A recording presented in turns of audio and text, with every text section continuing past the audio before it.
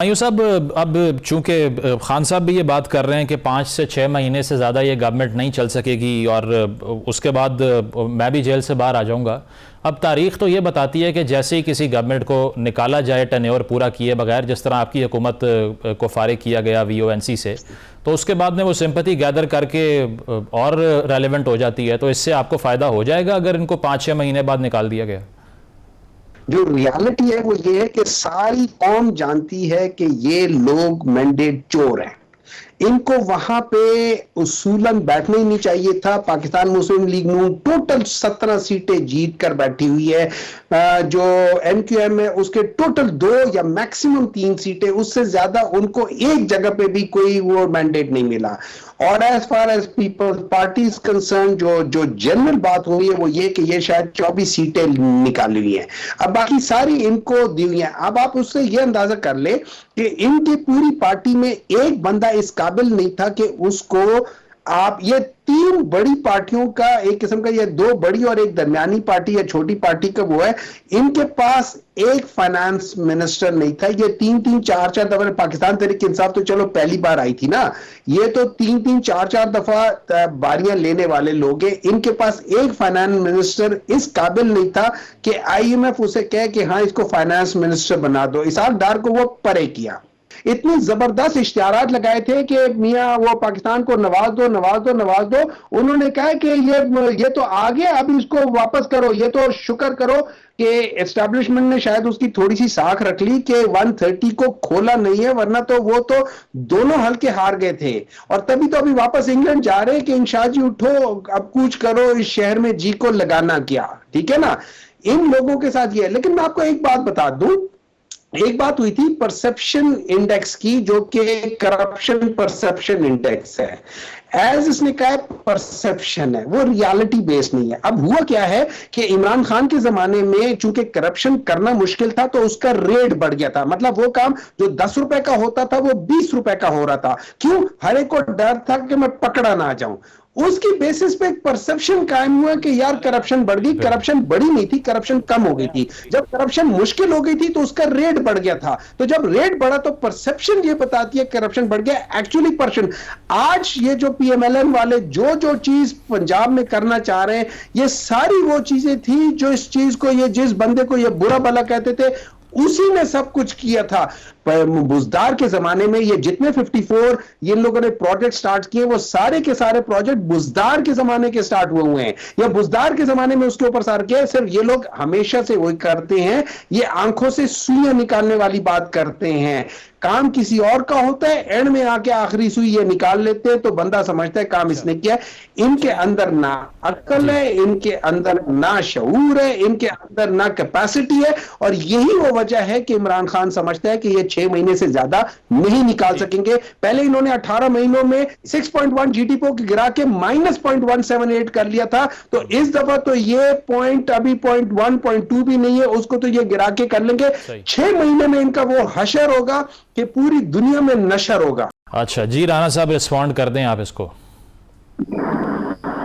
देखिए, मेरे ख्याल से हुकूमत का फोकस तो रिफॉर्म्स पे है, चाहे वो FBR की स्ट्रक्चरल रिफॉर्म्स हो, प्राइवेटाइजेशन हो, सब्सिडीज़ को इनडायरेक्ट से डायरेक्ट करना हो, और हुकूमत संजीदगी के साथ मुल्क के मसाइल को जो है हल करने के लिए गामजन है। बाकी इनकी जो जाहिर सी बात है, ऑपोजिशन में बैठे हैं, इनकी नीयतें तो साफ़ हैं। IMF को ख़त लिखना हो कि कर्जा ना दें, जानते हुए कि अगर नहीं मिला तो मुल्क डिफ़ॉल्ट की तरफ जाएगा। GSP+ स्टेटस को अपने सोशल मीडिया से अटैक करवाना, पिटिशन ऑनलाइन फाइल करना, IMF के दफ्तर के आगे एहतजाज करना। यहाँ भी मैसेजिंग बड़ी क्लियर है कि अगर प्राइम मिनिस्टर से मिलते भी हैं तो फ़ौरन आके जो है वो मुखालिफ बयान देने हैं, पोलराइजेशन का माहौल रखना है, एहतजाज करने हैं, मुल्क के अंदर पॉलिटिकल माशी स्टेबिलिटी नहीं लेके आनी। तो इनका जो पाकिस्तान तबाही का एजेंडा है वो तो सबको पता है, और इनकी ख्वाहिश तो है कि पाकिस्तान इस दहाने पे चला जाए, लेकिन ये पूरा नहीं होगा। हुकूमत संगीनी के साथ और एक पूरी प्लानिंग के साथ आगे मुल्क के मसाइल को हल करने के लिए गामजन है। और हम पुरुमीद हैं कि पॉलिटिकल स्टेबिलिटी भी रहेगी और इकोनॉमिक स्टेबिलिटी भी रहेगी, और जो लोग कानून को अपने हाथ में लेंगे उनके साथ कानूनी कार्रवाई भी की जाएगी, कानून के मुताबिक, ना कोई बूंद ज्यादा ना बूंद कम, क्योंकि हम पॉलिटिकल विक्टिमाइजेशन में बिलीव नहीं करते, लेकिन पाकिस्तान को अब रोकने का या गिराने का जो है वो मौका नहीं दिया जाएगा। राना साहब, ये जो राना सनाउल्लाह साहब बात कर रहे हैं कि मोहसिन नकवी साहब, मोहम्मद औरंगज़ेब साहब ज़मानत हैं गवर्नमेंट की सेहत की, इससे तो ये कन्फेस नहीं किया जा रहा कि शायद अंडर प्रेशर आप अपनी पसंद की शख्सियात को काबीना में भी नहीं ला सके? देखिए, हमें किसी की ज़मानत नहीं है, प्राइम मिनिस्टर के फैसले हैं। और जो अगर देखें, जो अफवाज पाकिस्तान जो है वो एक अदारा है डिफेंस मिनिस्ट्री के अंडर, और उसके साथ बिल्कुल हमआंगी है, और वो बिल्कुल हुकूमत के साथ ही चलता है। जो भी हुकूमत हो वो ड्यूटी बाउंड है कि उन्होंने हुकूमत के साथ चलना है, तो वो अपनी आईनी जिम्मेदारियां पूरी करेंगे आइन के दायरा कार में रहते हुए। लेकिन बाकी जो चॉइस है वो अगर किसी की कोई रिकमेंडेशन भी हो, लेकिन फाइनल डिसीजन मेकिंग बॉडी तो प्राइम मिनिस्टर की है, और उन्होंने जो है अपनी चॉइस को इस्तेमाल करते हुए उनको कैबिनेट में हिस्सा दिया। अब बाकी देखें, राना साहब का मौक़िफ़ फिर उनसे पूछा जाए कि उसका क्या मतलब है, लेकिन मेरे नज़दीक तो प्राइम मिनिस्टर की सिलेक्शन है, और बिल्कुल हो सकता है किसी की रिकमेंडेशन हो, तो वो तो हमेशा होती है। कैबिनेट के लिए बहुत सारे लोग कोशिश करते हैं कि कोई ना कोई अपनी सिफारिश कहीं से कराएं, तो इसका ये मतलब तो नहीं है कि बगैर ओनरशिप के तो वो मुमकिन नहीं है। ताहिरा साहब, आपसे मैं पूछना चाहूँगा, अब चूँकि DC इस्लामाबाद ने भी मार्च की परमिशन देने से इनकार कर दिया है, तो GDA फिर साथ देगी तहरीक इंसाफ का अगर कोई ऑर्गेनाइज्ड मूवमेंट चलती है? जी, कराची तक तो है। अभी जो लास्ट जो कॉन्फ्रेंस या मीटिंग जो हम लोगों का हुई थी, वो यही हुई थी कि जो भी एहतजाज या वो होंगे वो साथ होकर करेंगे। देखिए अभी ईद के बाद क्या होता है, ईद के बाद जो हमारा जलसा है वो बदीन में और फिर कराची में। अब वो तो उम्मीद तो यही है कि ये इत्तेहाद है, ये ईद के बाद भी मतलब ये सारा वो अभी तक मतलब कंफर्मेशन है कि हम साथ होंगे और जाहिर है साथ देंगे। और देखिए एहतजाज तो अमन एहतजाज तो जमहूरी हक है हर जमात का। मतलब ये क्या मतलब ये ना, यहाँ पर आपका नेट आपका स्लो है, एक्स की बंदिश है, जिसको आके भोंडे से तरीके से वो आके उसकी वजूहात बताते हैं। तो चाहते क्या है कि बोले भी ना, अपने कोई ख्यालात का इजहार भी ना करें। जो आपने कहा जो हम मनोमान मान लें, जो आप लोगों की खिचड़ी हुई, जो आप लोगों की डील बनी, जो आप लोगों के पसे पर्दा है, सब बातें हम मान लें और सब खामोश होकर बैठ जाए कि जैसे चलता है चलते रहने दें। भले वो बिजली की प्राइसेस बढ़े, भले वो गंदम का बहरान हो, कुछ भी हो, लेकिन हम जे हो किंग की ये बोलकर हम बैठे रहे। ऐसा चाहते हैं तो बता दें, फिर एक ही दफा ऐसा कानून लेकर आ जाए। नहीं, वो बहुत से जो कंटेम्प्रेरीज हैं मियां नवाज शरीफ साहब के, वो तो खुद कह रहे हैं कि हमारे साथ भी ज्यादती हो गई है और उनको भी इक़्तिदार नहीं मिल सका। तो किंग आप किन्हें कह रही है फिर? मैं सही में कह रही हूँ कि वो जो बात जो डील हुई थी, उस डील पे तो किसी ने भी अमल पैरा नहीं किया। मियां साहब आए थे, विक्ट्री स्पीच भी दी, उनका अखबार में आया बीपी का वजीर आजम। तो फिर ऐसी कौन सी ऐसी बात हो गई कि वो सारा कुछ हो गया। लेकिन मैं आपको बता दूं कि मुझे नहीं पता, ये सब कुछ लिखा रखा हुआ था। इस आना अगला जो पीएम है वो इसी तरह की गवर्नमेंट बनेगी, गप्पा घोटाला किस्म की। और जो वजीर आजम है वो शहबाज शरीफ नहीं आना था, क्योंकि मैंने आप लोगों को हिंट भी दिया था कि रिश्ते वालों को छोटी बहन पसंद आई है। तो मुझे नहीं पता कि बाकी लोगों ने मियां साहब को हकीकत क्यों नहीं बताई। ये हकीकत पहले ही पता था कि बस ठीक है, आके नैब से या बाकी क्लियरेंस देके क्लियर चीट करवा के और उन्हें बोलेंगे कि बस अब आप आराम करें। क्योंकि वो कहते हैं ना कि अलमाल वल बनून ज़ीनतुल हयातुद दुनिया, माल और बेटे, आप इसमें ब्रैकेट में औलाद भी लिख लें, कि जितनी दुनिया का सिंगार है। तो बड़ी मुश्किल है गाना। नहीं तो अब PTI तो अल्टीमेटम दे रही है ना 5-6 महीने का, तो आप भी यही समझती हैं कि मियाद इतनी है? अभी तो सिर्फ इनसे IMF का बजट ये IMF का लोन लेना है और इन्होंने बजट देना है। इसके बाद इन्होंने अपने जिन इत्तेहादियों को आईनी ओहदे दिए हुए वो बैठे हुए, वो एक्सपर्ट है इस काम में, तो कुछ भी हो सकता है। अगर गवर्नर ज्यादा खेती के गवर्नर के साथ कुछ किया, तो अगर सपोज गवर्नर क्लास लगता है तो वो भी एक बगावत है।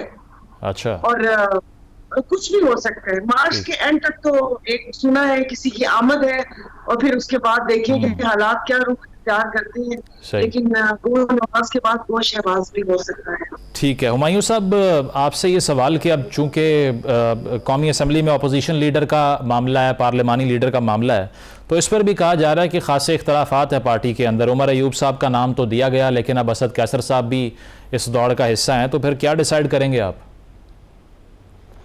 देखिए मेरे लिहाज से तो ये चीज इमरान खान को डिसाइड कर लेनी चाहिए। अगर उसने जो डिसाइड किया उसको ऑनर करना चाहिए। It is one very unfortunate, ये बिल्कुल होता है कि अगर आप का जो घर में भी जो मिसाल होती है कि अगर घर का बड़ा जो होता है वो नहीं हो तो पीछे दरमियान में डिफरेंसेस, बच्चों के दरमियान में डिफरेंसेस आ जाते हैं। ये बड़ी कॉमन सी चीज है, तो मैं उसके ऊपर ज्यादा नहीं करूंगा। इनके दरमियान में ये पॉलिटिकल पार्टी है, तो अगर जो आपका मेन लीडर जब वो हट गया तो पीछे लड़ाई हो रही है। आप उधर देख ले, वहां पे लतीफ, वो क्या जावेद लतीफ और हनीफ अब्बासी और सीनियर लोग जो है खाकान, शायद खाकान अब्बासी, वो क्या कह रहे हैं, अपने मुशाहिद हुसैन साहब क्या कह रहे हैं। ये तो अभी नवाज शरीफ और शहबाज शरीफ दोनों बैठे हुए हैं।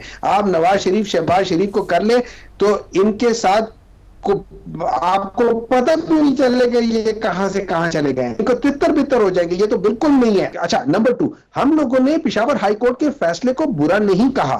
हम लोगों ने ये भी नहीं कहा कि वो है, हम लोगों ने उसको चैलेंज कर रहे हैं, क्योंकि हम ये समझते हैं कि उसकी इंटरप्रिटेशन जैसे हम कर रहे हैं वो किसी और तरीके से, तो हम अपनी कोशिश करेंगे। वो है, ये हमारा पता है, ये हमारा आईनी और हमारा लीगल हक है कि हम उसको कैसे प्ली करते हैं। ठीक है, हर एक ये याद रखो, बहुत सारी चीजें जब खामोश हो तो फिर उस जगह पे आपकी इंटरप्रिटेशन पे डिपेंड करते हैं। तो हमने ये पावर कराना है जजेस को कि यार ये ज्यादा, और मैं ये समझता हूँ सुप्रीम कोर्ट चूंकि उनका बहुत ज्यादा एक्सपीरियंस हो जाता है, वो हर तरीके से गुजर चुके होते हैं और वहां पे ज्यादा वो होते हैं, तो वो जब वहां बैठेंगे और सारे मिलकर फैसला करेंगे या उन लोग करेंगे, तो हम ये समझते हैं कि वहां पे हमारे लिहाज से फैसला हो जाएगा। और खासतौर पे चीफ जस्टिस साहब को उनकी बात याद दिलानी होगी कि उन्होंने कहा था कि आमिर खान साहब को कहा था कि इस फैसले का बल्ले का निशान लेने का आपके ऊपर दूररस असरात नहीं होंगे।